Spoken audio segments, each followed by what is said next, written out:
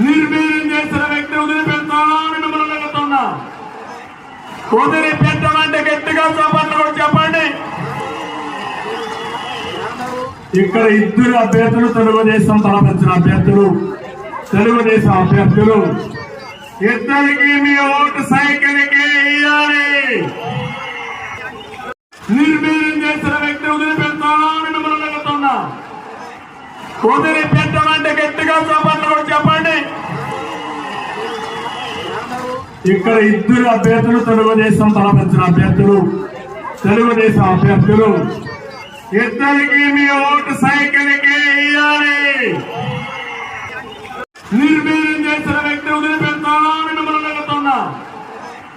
వదిలిపెట్టమంటే గట్టిగా చప్పట్లు కూడా చెప్పండి.